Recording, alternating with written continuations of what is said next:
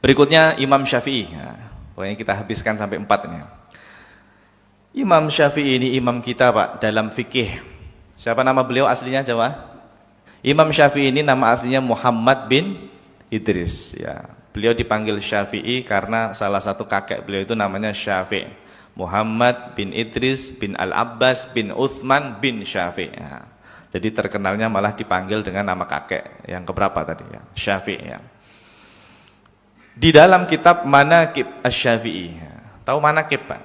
Manaqib itu sejarah ya, biografi lah ya. Ini yang nulis Imam Al-Baihaqi, imam kita dalam mazhab Syafi'i. Beliau itu memberikan sejarahnya Imam Syafi'i lah gitu ya, biografi. Qala Syafi'i ar-Rahmanu 'alal arsy istawa. Al-Imam Asy-Syafi'i pernah berkata, Allah yang Maha Pengasih istawa atas aras. Lagi-lagi Pak, ini kalau mereka menerjemahnya itu langsung berada di atas aras. Ya, padahal enggak seperti itu ya. Segala sesuatu yang tinggi maka disebut langit kata Imam Syafi'i. Dan aras itu adalah langit yang paling tinggi. Nah, aras tadi kata Imam Syafi'i itu adalah langit yang paling atas gitu ya. Paling atas, a'las samawat. Fahuwa subhanahu wa ta'ala istawa 'alal arsy kama akhbara bila kaifin. Ini Pak, hati-hati cara menerjemahnya. Allah subhanahu wa ta'ala istawa atas aras sebagaimana yang telah Allah kabarkan di dalam Al-Quran. Benar kan Pak ya? Allah istawa atas aras? Benar. Ada dalam Al-Quran kata Imam Syafi'i. Ada dalam Al-Quran. Tapi Pak, bila kaifin, tanpa kaifiyah. Kaifiyah itu apa? Tanpa bentuk, tanpa ukuran, tanpa bertempat, tanpa bersemayam, tanpa berarah di atas aras. Ini kaifiyah ini Pak harus diviralkan, maknanya apa? Karena banyak yang salah paham. Kaifiyah itu katanya ya pokoknya nggak tahu bagaimana cara Allah di sana gitu. Bukan begitu. Justru kaifiyah itu meniadakan bertempat, berarah, bentuk, ukuran, rupa itu dihilangkan. Bila kaifin tuh Pak. Tanpa ada kaifiyah itu sama sekali dihilangkan. Makna itu dihilangkan. Apalagi Pak Imam Syafi'i melanjutkan. Ba'inun min khalqihi ghairu mumasin min khalqihi. Apa itu? Allah itu maha berbeda dengan seluruh makhluk-makhluknya dan dia sama sekali tidak bersentuhan atau tidak bertempat pada makhluk. Tuh Pak, ini tolong dicatat Pak, ini akidahnya Imam Syafi'i ini. Allah itu ghairu mumasin. Harusnya ada tasdidnya itu, sinnya itu. Ghairu mumasin. Apa itu? Allah itu Pak tidak menyentuh makhluknya, tidak bertempat pada makhluknya. Berarti Allah itu tidak bertempat di atas aras, tidak bertempat di langit, tidak bertempat di bumi, tidak bertempat di mana-mana Pak.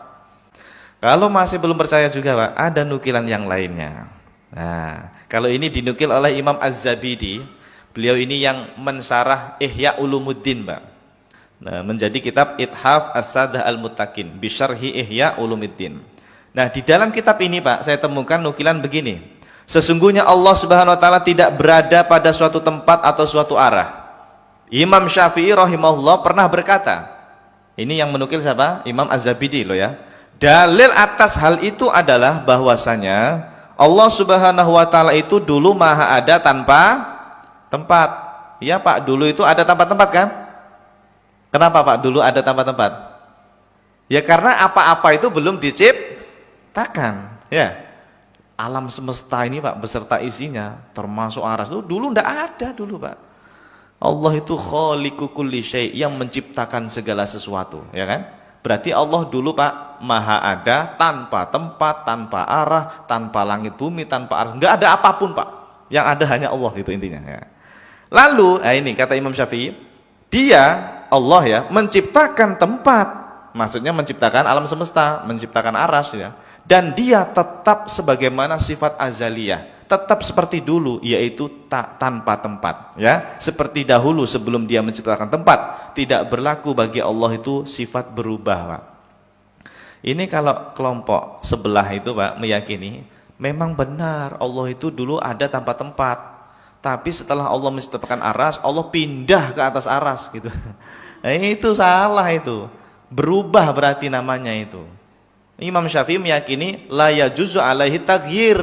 Allah itu nggak berlaku berubah, bukan makhluk Allah itu, ya. Nggak boleh itu Pak, akidah seperti itu. Ini nukilan yang luar biasa ini Pak dari Imam Syafi'i. Sayangnya jarang diviralkan, jarang disampaikan, ya kan? Ya akhirnya kita nggak tahu akidah Imam Syafi'i yang sebenarnya itu, kita nggak tahu. Oke, dah.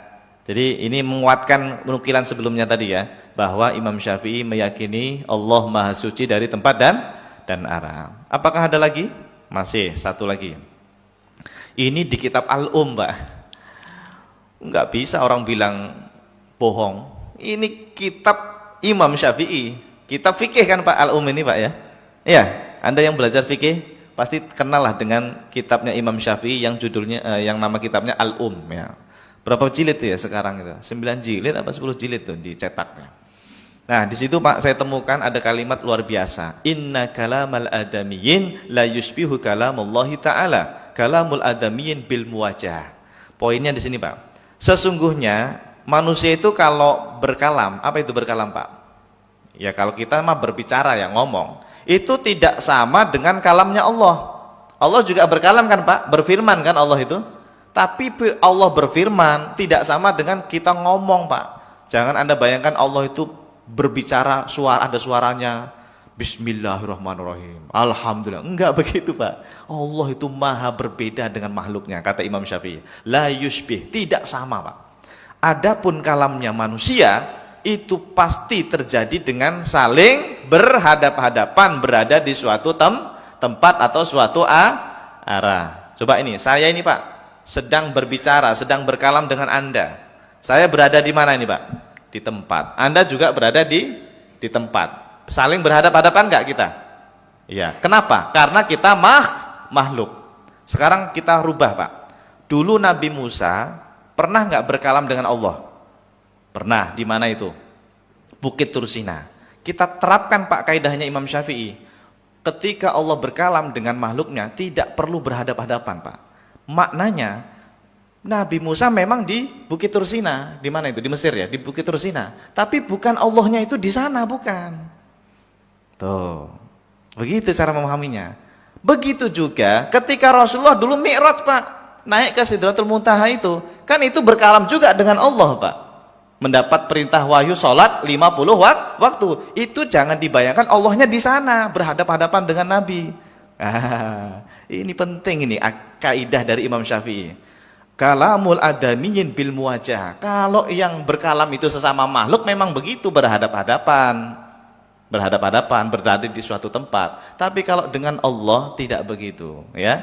Justru tidak berlaku tempat dan arah bagi Allah Subhanahu wa taala.